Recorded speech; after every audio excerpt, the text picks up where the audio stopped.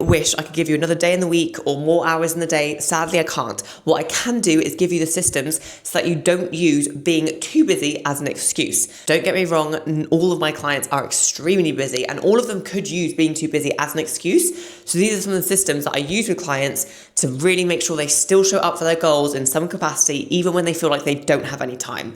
Number one, stop waiting for free time. Free time is a myth unless you are 17 years old and you live at home and you have no dependents. Free time is so rare. I'm a full-time online coach and I cannot tell you how little free time I have. Stop waiting for free time and make sure that you pre-plan and prepare your time ahead. So time block the non-negotiables first. I'd get into a routine. For most people, Sunday's a good day to do this, but you can do whatever day of the week you like. Plan your week, a week ahead, a month ahead, whatever you want to do. I've got a big calendar for the whole year there. You don't need to do that, but little time blocks make a difference. Plan in your non-negotiables, when you're going to work out, when you're going to do the food shop, when you're going to, whatever other habits you need to do, get your walks in, walk the dog, whatever it might be.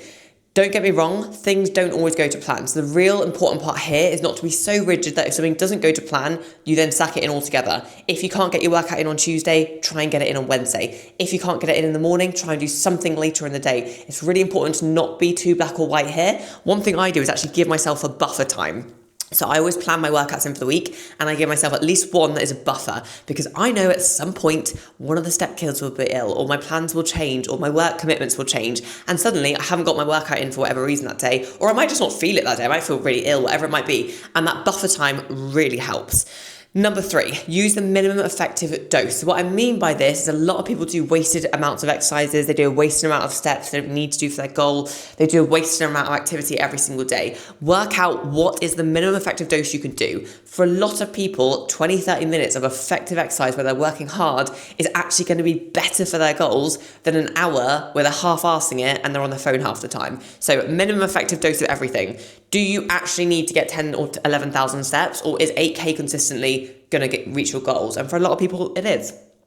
Habit stack. This is my go-to. I wake up really early in the morning to try and get everything in, and it's the only time of day that I don't really have people needing me, and it's so valuable to me. And the only way that I manage to do some breath work, some meditation, some journaling, and even just like lying on my acupuncture mat, which is down there, is by habit stacking. I do these things back to back. So I do my acupuncture with my breath work, and then also my hypnosis. I do some journaling alongside drinking my water and taking my supplements today. And before you know it, I've actually done loads of different things that serve me in literally 10, 15 minutes. That's all it takes to do a lot of different things because I've habit stacked.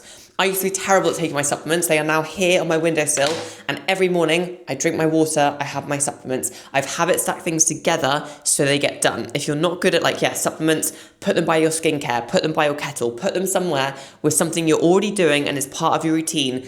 Brushing your teeth is always a good one. If you can't get any exercise in for the day, do a wall sit or do some squats while you brush your teeth. Just don't hurt yourself with the toothbrush. Habit stack things together. So an existing habit that is strong and powerful and pretty much daily, add things to that. It makes such a difference. I can't even tell you.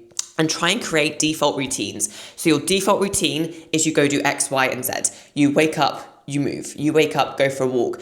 Create these default routines. Again, things are going to come up. Things aren't going to go perfectly to plan. But the more you can have these routines, the easier everything is. Try and remove unnecessary decisions. So every single night I lay out my clothes for the next morning by my bed. 1, it feels like a nice little gift to future live. But 2, also removes one less decision. I don't need to think about what I'm wearing that day. I don't need to even think about getting that clothes. I wake up, I put it on. And it's amazing how much, when I'm tired first thing in the morning, that saves. And this could be meal prepping ahead of time or batch cooking ahead of time. It could be eating the same meals for lunch and breakfast on repeat. It could be, again, taking your supplements, and I put it in a pill divider so I don't even need to think about it. I do it once a week, it's there, and I don't need to, it's one less thing to think about. Anything you can do to remove time and energy throughout the week for you, that is so powerful, which is why I actually think you don't need to necessarily think about your day every single day. Planning it in one go, planning in these kind of things, for example, I put this together every Sunday night, makes a huge difference. Use transition time intentionally. So what that means is if you're driving to the gym, I don't know, try and do some breath work, obviously safely on the way to the gym. Don't do some meditation, that's not good. You could do something while you're there, or try and remind yourself or have a think about what you're going to have for dinner that night if you haven't already, or listen to a podcast that's inspiring or educational.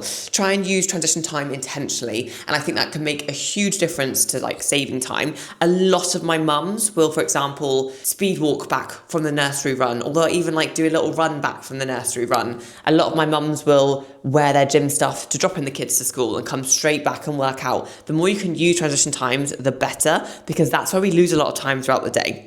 And to also make a plan for low energy days, because I think it's all very good, like planning everything to a T, planning in all these workouts, getting everything like trying to be perfectly neat. But like I said, life isn't going to go to plan. If you've got a business or kids or just a demanding job or even any commitments in your life, things will always come up. So also have a plan for low energy days. For example, on my periods, I know that I'm not going to do like an hour or 2 hour workout. So I'll do a bit less of an intense workout, or I might save some of my extra steps and I'll use that for more like planning for the week or doing other things that serve me. Try and have a plan for low energy days. That can make a huge difference. And finally, batch similar tasks together. So the more similar things you can do, like I said with my morning routine, I do all of my self-care stuff in like 15-20 minutes in one go each day. And if I didn't, I would never get any of those things done because it would be so much more stopping and starting. So batching everything together makes a huge difference. And that might mean when you're making breakfast for the kids, you also make your lunch and your breakfast. Or when you're making dinner for everyone, you batch loads of food together and you also put your supplements out for the next morning and you drink your water. Whatever it might be, batch things together, save time and energy.